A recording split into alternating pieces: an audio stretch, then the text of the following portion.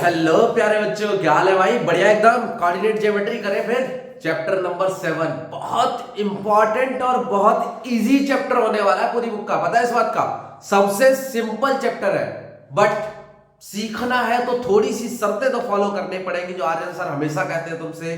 पहली चीज, कोना पकड़ लो, कान में ईयरफोन्स लगा लो, नहीं है तो वॉल्यूम हाई कर लो, बट डिस्टर्ब नहीं होना अगले 15 मिनट तक, ठीक है? इसके इंपॉर्टेंट क्वेश्चंस भी आ रहे हैं, प्रॉपर मैथ्स के बहुत सारे क्वेश्चंस आ रहे हैं जो इंपॉर्टेंट है तुम्हारे लिए। और तुम्हारे लिए टेलीग्राम चैनल भी बना रखा है जिसपे क्वेश्चंस पास्ट ईयर के पड़े हुए हैं, तुम्हें कहीं नहीं मिल रहे, किसी साइट पे है ही नहीं। मैं खुद सर्च कर करके परेशान हो गया कि पास्ट ईयर के एक एक क्वेश्चन मिल जाए यार हर चैप्टर का, कि प्रॉपर चैप्टर वाइज सारे क्वेश्चन मिल जाए, नहीं मिल रहा है। तो मैंने क्या किया, सारे क्वेश्चन पेपर डाउनलोड करके स्क्रीनशॉट लेके एक सीरीज बनाई है, हर एक चैप्टर की पीडीएफ बना के डाली हुई है, जाके देखो, जो अवेलेबल है उनको चेक करो, नहीं है वो मैं डालने वाला हूं बहुत ही जल्द। फिलहाल में जल्दी से जल्दी जाओ, तुम्हारे लिए बहुत मेहनत से लगा हुआ, क्योंकि इस बार मैं चाहता हूं मैथ्स में ज्यादा से ज्यादा बच्चे फुल मार्क्स लेके आए, ठीक है? और अगर कोई बच्चा फेल होने वाला है तो गलती से भी फेल ना हो। अगर जो बच्चा हमारे साथ कनेक्ट है वो फेल तो ना हो, ये मेरी पूरी कोशिश है। अभी सारे कॉन्सेप्ट क्लियर करूंगा, फिर सारे क्वेश्चंस आएंगे जिन पे इन कॉन्सेप्ट्स को हम इस्तेमाल करेंगे, ठीक है? तो सबसे पहले हम लोग शुरू करते हैं अपने कोऑर्डिनेट ज्योमेट्री की बिल्कुल स्टार्टिंग से।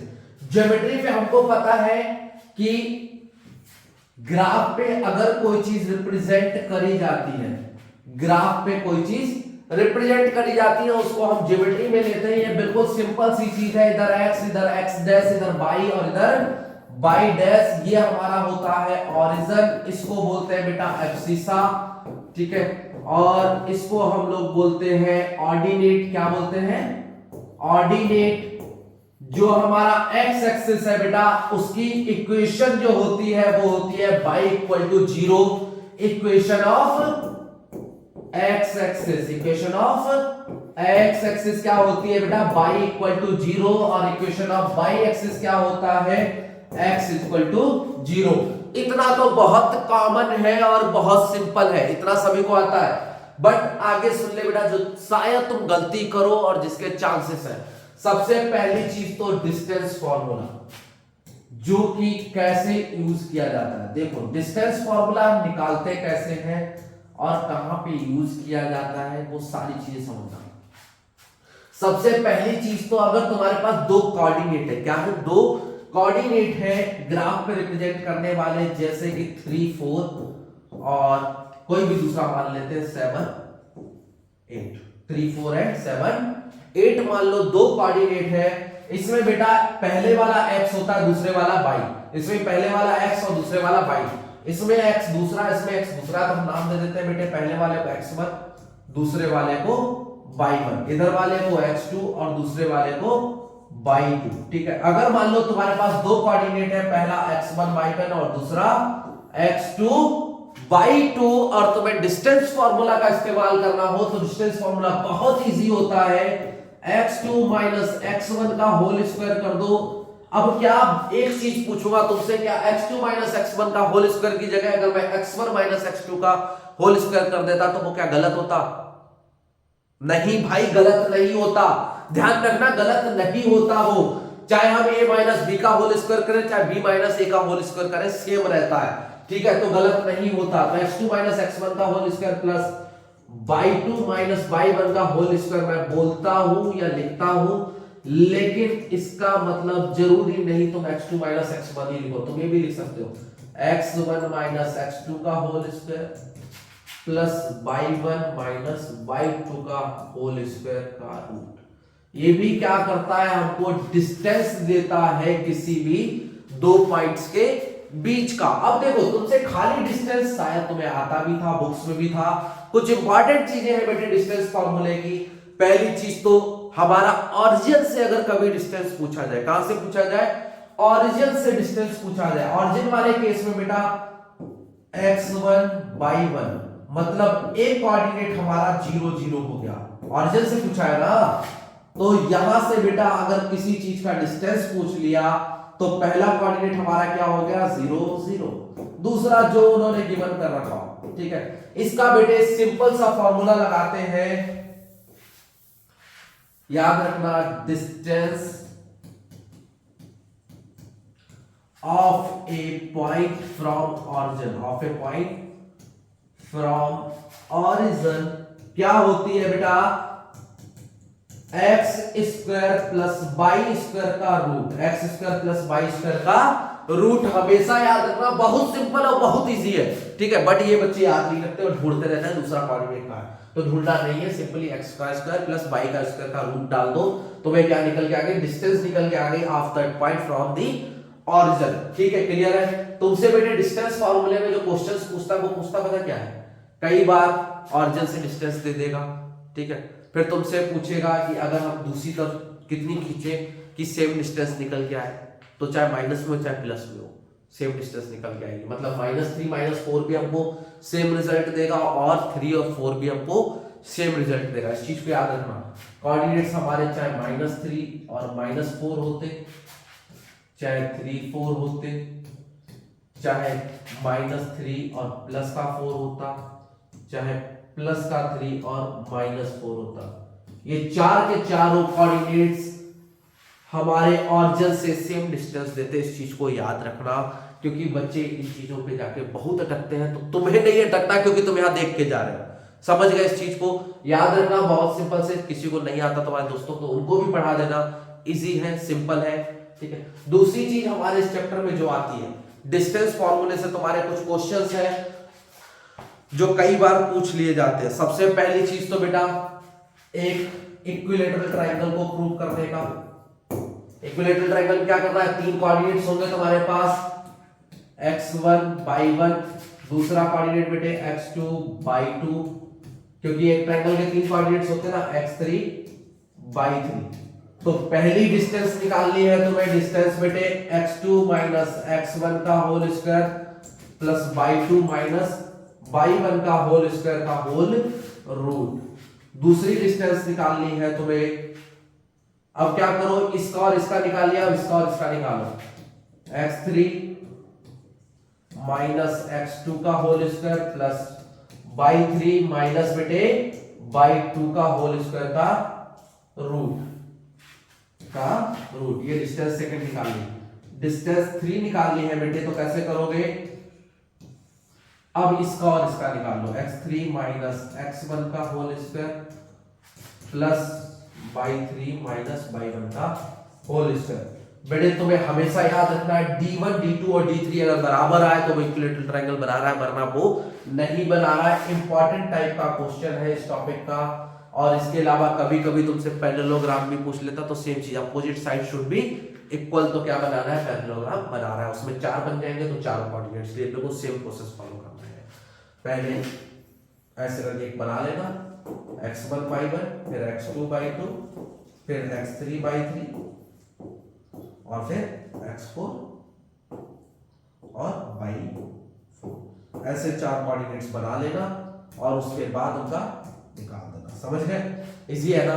बस जो हमारा डिस्टेंस फॉर्मूला है उसमें जनरली यही क्वेश्चन आते हैं, जो तुम्हारा इंपॉर्टेंट क्वेश्चन है पूरे से, वो हमारा एक 7th क्वेश्चन है, याद रखना। दूसरा 8th क्वेश्चन इंपॉर्टेंट है थोड़ा सा, और 9th और 10th पूरे फर्स्ट एक्सरसाइज से, ठीक है।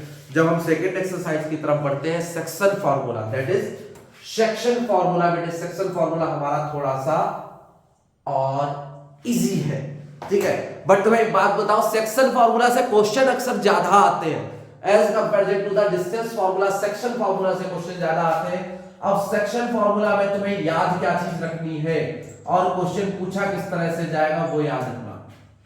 सबसे पहली चीज, सेक्शन फार्मूला होता क्या हमारा, फॉर्मूला, ठीक है। हाँ। अगर मान लो हमारा एक लाइन है जिसके कोऑर्डिनेट है x1 y1 और दूसरी तरफ बेटा कोऑर्डिनेट है हमारा x2 एंड y2। दूसरी तरफ क्या कोऑर्डिनेट है हमारा, x2 और y2। तो अगर मान लो यहाँ पे कोई पॉइंट है जो क्या कर रहा है, लाइन को डिवाइड कर रहा है, तो तुम मान लेना उसको k रेशियो 1 में डिवाइड कर रहा है। तुम्हें m रेशियो n नहीं याद रखना है, उससे कोई लेना देना नहीं, बस इसको याद रखना। समझ गए इस चीज को, k रेशियो 1 में डिवाइड कर रहा है, इस वाले कोऑर्डिनेट को इसके साथ मल्टीप्लाई करना। अगर तुम्हें इस पॉइंट के कोऑर्डिनेट्स निकालने, दैट इज x y, क्या है बेटे, x और y। अगर कोऑर्डिनेट निकालना है तो x कोऑर्डिनेट कैसे निकालोगे, k को मल्टीप्लाई कर दो x2 से और 1 को मल्टीप्लाई कर दो x1 से, तो 1 इंटू x1, जिसका मतलब भी क्या हो जाएगा x1 हो जाएगा। अपॉन में बेटे क्या कर देना k प्लस 1, अपॉन में k प्लस 1।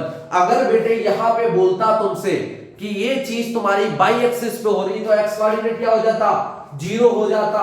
ये कई बच्चे भूल जाते हैं, फिर से सुनो एक बार ध्यान से। अगर ये लाइन जो है तुम्हारी बोल रहा है ये कोऑर्डिनेट जो पढ़ रहा है वो कहां पे पढ़ रहा है, बाई एक्सिस पे पढ़ रहा है। कहां पे पढ़ रहा है बेटे, बाई एक्सिस पे पढ़ रहा है। अगर बाई एक्सिस पे पढ़ता तो ये कोऑर्डिनेट क्या हो जाता, 0 हो जाता है, क्योंकि बाई एक्सिस की इक्वेशन क्या होती है, x इक्वल टू 0। समझ गए, इसको ध्यान रखना क्योंकि तुम सुन रहे हो लेकिन ये बहुत इंपॉर्टेंट है। लिख दूं मैं, बताओ तो, at y axis x coordinate will B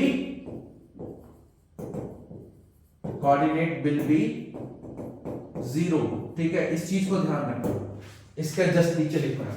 अगर तुमसे बाई कोऑर्डिनेट निकालने को बोल देता तो कैसे करते बेटे हम लोग, k जो है इधर वाला बाई 2 से मल्टीप्लाई कर दो, k जो है वो बाई 2 से मल्टीप्लाई कर दो, और 1 जो है हमारा बाई 1 से मल्टीप्लाई कर दो, अपॉन में k प्लस 1।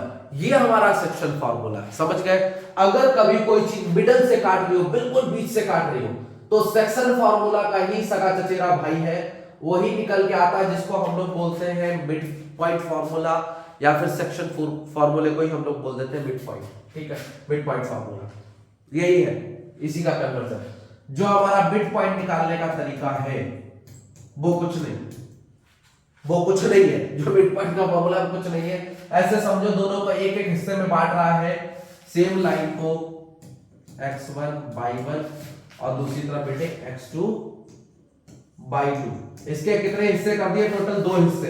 एक तरफ 1 डाल दिया, दूसरी तरफ 1 डाल दिया, तो क्या करना है, एक को उधर मल्टीप्लाई करना है। 1 इंटू x2 कितना हो जाएगा, x2 हो जाएगा। 1 इंटू x1 कितना हो जाएगा बेटे, x1 हो जाएगा, अपॉन में 1 प्लस 1 कितना हो जाएगा, 2 हो जाएगा। ये कर रहे थे ना नीचे k प्लस 1, यही कर रहे थे ना, तो नीचे क्या करना पड़ेगा बेटे, 1 प्लस 1। इस वाले को इससे मल्टीप्लाई कर रहे थे, अगर हम इसको इससे मल्टीप्लाई करें तो 1 को किसी से मल्टीप्लाई करेंगे तो क्या होगा, वही नंबर होगा ना। 1 को अगर x2 से मल्टीप्लाई करेंगे तो कौन सा नंबर होगा, x2 ही होगा ना। तो वही सेम चीज ये हमारा क्या निकल के आ गया बेटे, x कोऑर्डिनेट। अगर y कोऑर्डिनेट निकालना है तो क्या करना है, 1 को मल्टीप्लाई करो बाई 2 से, 1 इंटू बाई 2 ही रहेगा, और 1 इंटू बाई 1 क्या हो जाएगा बेटे, बाई 1 ही रहेगा। नीचे 1 प्लस 1 2। ये हमारे मिड पॉइंट फार्मूले आ जाते हैं सेक्शन फार्मूला से, जो तुमसे कई बार पूछा जाता है। और सेकंड एक्सरसाइज का हमारे कुछ इंपॉर्टेंट क्वेश्चन, बल्कि इसके मैं जब क्वेश्चन लेके आने वाला हूं, ज्यादा लंबा सेशन नहीं होगा, बहुत ज्यादा तो 40 मिनट का।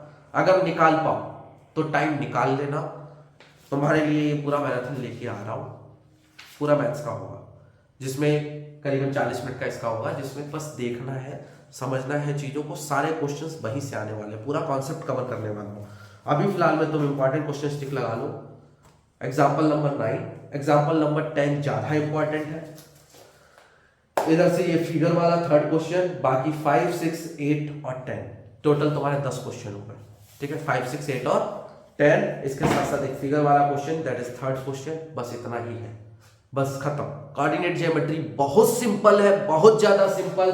सेक्शन फार्मूला जहां पे गलतियां करते हो वो मैंने तुम्हें बता दी हैं, चीजें सीख गए हो। अगर क्वेश्चंस लगाओगे तो इजीली कर लोगे, बट याद रखना शुरू तुम्हें एग्जाम्पल से करना है। कहां से करना है, एग्जाम्पल से। ठीक है, बाकी अगर कोई भी डाउट हो तो कमेंट में क्वेश्चन डाल देना अपना, मैं तुरंत रिप्लाई करने की कोशिश करूंगा तुम्हें। बाकी हमारा टेलीग्राम चैनल है, वहां पे जाकर चेक करो। अपना एप्लीकेशंस भी है, तो एप्लीकेशन पे भी जा सकते हो, पास्ट ईयर के क्वेश्चन वहां भी मिल जाएंगे। बाकी कनेक्ट रहना, मजा आया तो भाई शेयर कर देना 2-4 दोस्तों को, क्या पता कईयों की हालत ऐसी होगी ना फेल होने के कगार पे होंगे, उनको शेयर कर देना। बाकी thank you, bye bye, Tata.